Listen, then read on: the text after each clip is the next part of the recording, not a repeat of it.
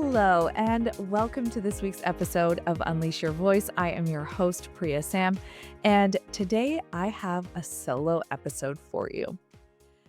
This topic is really important because one of the biggest misconceptions about storytelling in your career is that it's just about how you communicate with other people. Things like how you answer interview questions, how you network, how you position yourself in high stakes conversations. These are all things that you hear me talk about. And yes, they absolutely matter. People come to work with me because they want to elevate the stories they are telling others. They want stronger answers in job interviews, more confidence while networking. They want to speak with executives and decision makers without second guessing themselves. But here's something I tell every single client. The first story we need to change is the story you are telling yourself. Because hiring managers won't think you're the best candidate for a role if you don't believe it first. Executives won't see you as a leader if you don't see yourself as a leader first. Industry leaders won't value your expertise if you don't value it first. You get the picture. The story you tell yourself becomes the energy behind every story you tell other people. And people can feel that difference in confidence and self belief. This is one of the reasons why the work I do with my clients, whether they're inside my group program or working with me one on one, always starts with clarity. Before we talk about delivery, before we talk about interviews, before we talk about executive presence, we always start with clarity because it's incredibly rare that we actually take time to sit down, reflect, and get clear on our own experiences and the meaning behind them. Most professionals are moving so fast in their careers. And honestly, there are a lot of times when you have to, right? Especially early in your career, you need to move fast. But then most people get to this point, around that 10-year mark where things shift and all of a sudden you do have time to pause and really think about whether you're happy, you're satisfied, right? And sometimes this is triggered by somebody asking you a question like, tell me about yourself, or why should we hire you? Or what makes you different from other candidates? And your brain goes completely blank, or you start rambling or fumbling, or you default to a safe corporate answer. And the reason this happens isn't because you're not accomplished. It's because you haven't paused to process your story yet. When you're not clear on your story, no one else is going to be clear on your story either. So, the first step in building a powerful career narrative is often looking back. And sometimes that involves reframing stories you have been carrying for years. Stories about failure, stories about pivots, stories about decisions you may have once questioned. And I want to give you an example from my own life because almost everyone I work with has at least one story that they need to reframe. So before I worked in tech, I worked in television as a morning show host and news anchor. It was my dream job. I studied journalism. I loved storytelling. And honestly, my first job in a local newsroom really did feel like a dream come true. And then something huge happened. I was called up to the big leagues. I was offered a 1-year contract on the network's national morning show. For those of you in the US, you can think of this as the Canadian equivalent of Good Morning America. So this was beyond a dream come true. And from the outside looking in, my career was skyrocketing. I went from being a teleprompter operator working behind the scenes to being on national television in 5 years, which in that industry is really fast. But behind the scenes, I was struggling. I was dealing with toxic bosses, toxic colleagues, regular experiences with sexism and racism, and almost no allies. Eventually, I reached a point where my mental health was suffering so much that I just couldn't ignore it anymore.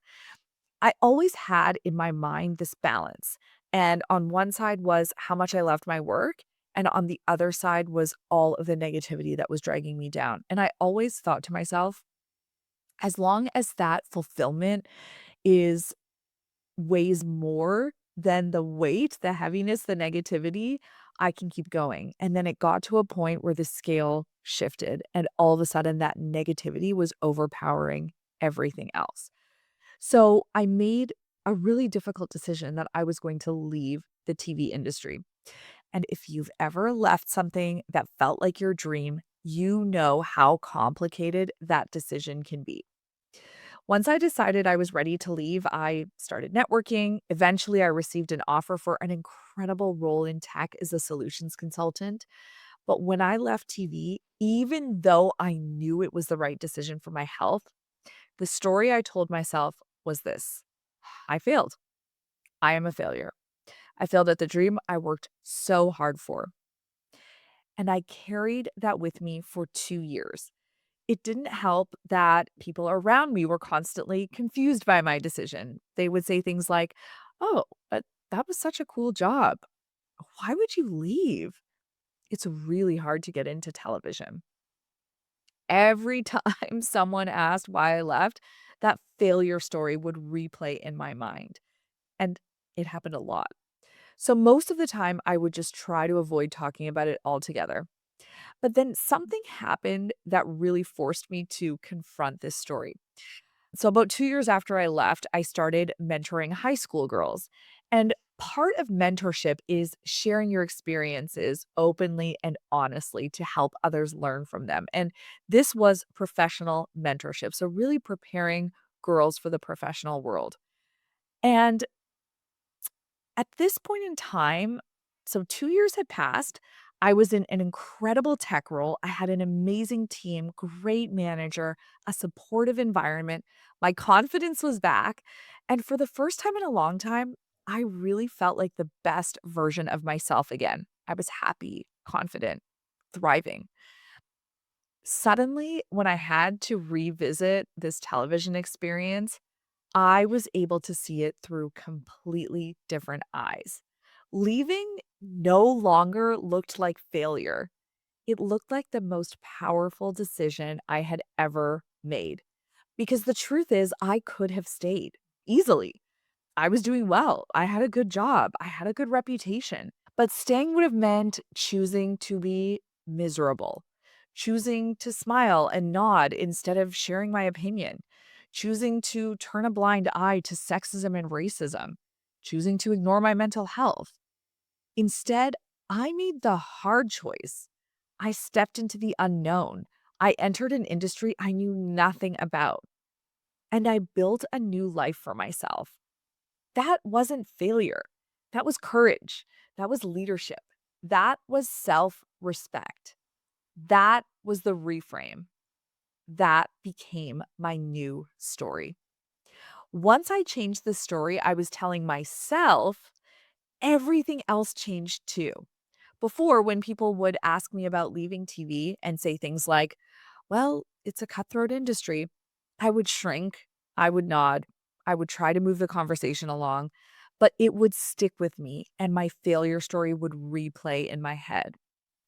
But after I reframed the story, my answer changed. Now I would say, when somebody would say to me, "Well, it's a cutthroat industry," I would say, "Oh, that wasn't a problem for me. I went from being a teleprompter operator to being on national television in 5 years. I actually left because I was done with the toxic work environments." Do you see the difference? The facts didn't change, but the story did. And that story shift changed my confidence, my energy, and the way people responded to me. It also helped others to see themselves in my experience because toxic work environments and toxic leaders certainly are not unique to TV. They exist in every industry. And this new story opened the door for real conversations with women who needed the space to have them. This is something I see all the time with the women I work with too. They come to me saying things like, "I just need to get better at communicating. I need stronger interview answers. I need to sound more confident." And yes, those are absolutely skills that we work on. But very often, the real breakthrough happens earlier. It happens when we uncover the stories they are carrying about themselves. Stories like, I'm not leadership material. I've had too many pivots. My experience is scattered. I'm not as impressive as other candidates. The layoff or the career break makes me an undesirable candidate. Those stories quietly shape how you show up in every room. Because here's the truth about career growth that no one talks about enough: promotions, job offers, those big opportunities, they don't just go to the most qualified person, they go to the person who can clearly articulate their value. And that clarity is impossible if you're still telling yourself a story that minimizes your impact. So I want to leave you with a question today. Is there a story about your career, your experience, your decisions that might need to be reframed? Maybe you've been focusing on changing how you communicate with others, and that's important. But the deeper work might be changing the story you're telling yourself first. If you want support doing exactly that, I am hosting a free masterclass on March 25th called the Power Story Playbook. Inside that session, I'll teach you the framework I use with my clients to turn their career experiences into clear, compelling power stories. Stories that help you stand out in interviews, build credibility with leaders, and advocate for yourself with confidence. And yes, you will also start by getting clarity on some of those past experiences that might need to be reframed. You'll find the link to sign up in the show notes. You can also DM me Power Story on LinkedIn or Instagram, and I will make sure you get signed up. I would love to see you there because I know that when you change the story you tell yourself, you change the story you tell the world. And that's when everything really starts to shift. Thank you for joining me today on Unleash Your Voice. If you enjoyed this episode, leave us a 5-star review and send me a DM on LinkedIn or Instagram and share your thoughts on the episode with me. I love hearing from you. I'll see you next week.